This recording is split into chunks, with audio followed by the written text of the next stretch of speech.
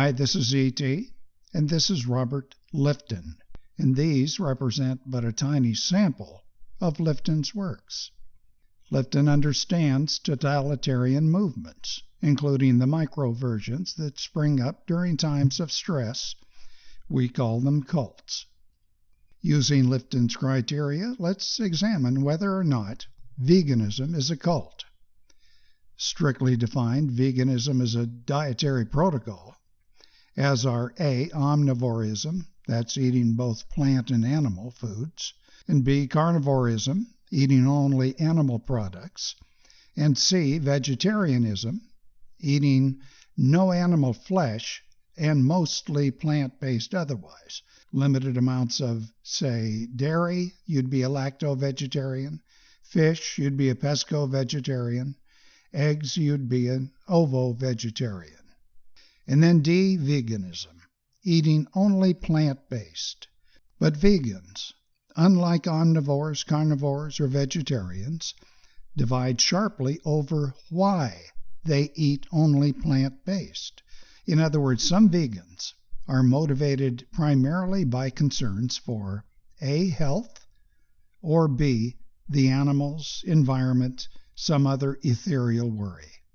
It's upon this last group that we'll apply Lifton's criteria. These ideological or social justice warrior vegans identify, in their own minds at least, an ideal society, much as did 19th century Marxists, and they're quite ready to skew reality and deceive themselves and others in order to effect a higher goal.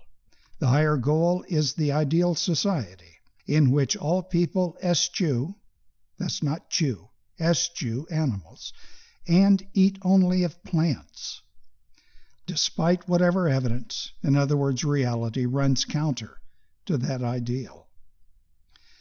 In order to succeed, ideological vegans need recruits who are taught that the world is now us versus them.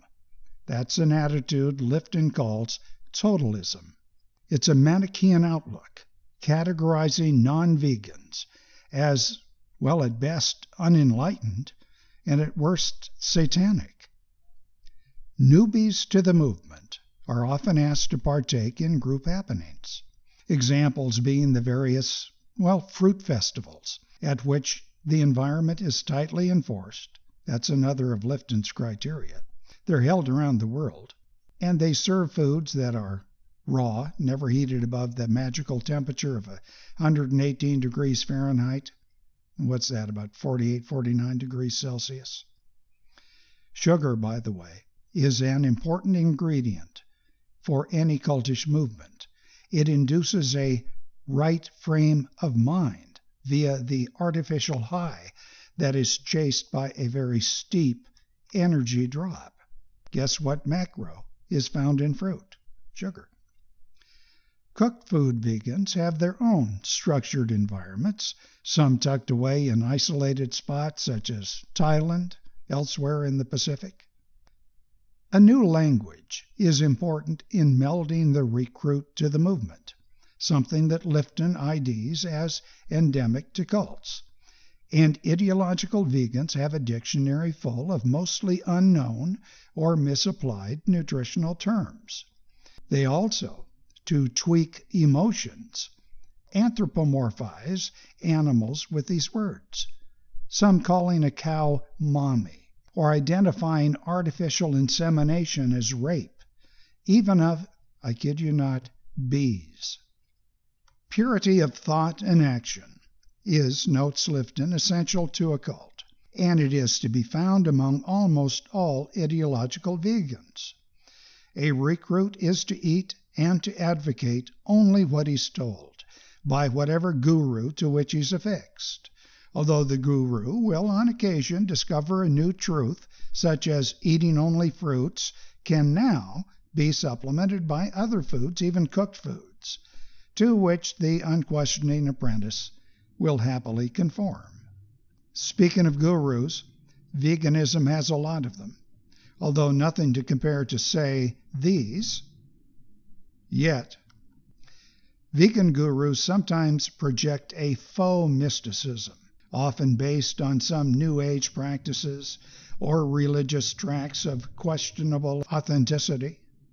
All these new ideas promise a perfect world, where all of us are one with everything. And as the lion will lie peaceably with the lamb, all beings will exist in perfect peace together, eating only of grain, fruit, and leaf. Such enlightenment may be actually the result of crashing testosterone, which is found especially among fruitarians, all documented, by the way. Several vegan groups behave as once did the Moonies before they went into less remunerative but more influential work, occupying restaurants, invading meatpacking plants, even farms, to confront dietary sinners.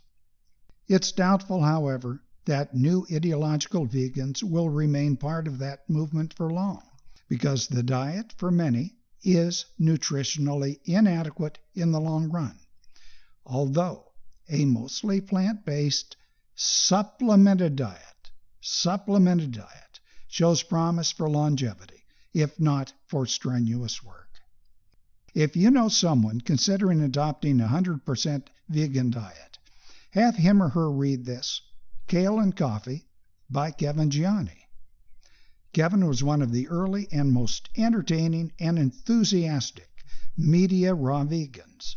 He explains how he and his wife wrestled with the contradiction between raw veganism and the reality of a wholly inadequate diet. This is E.T. Comment below, like or dislike, do subscribe.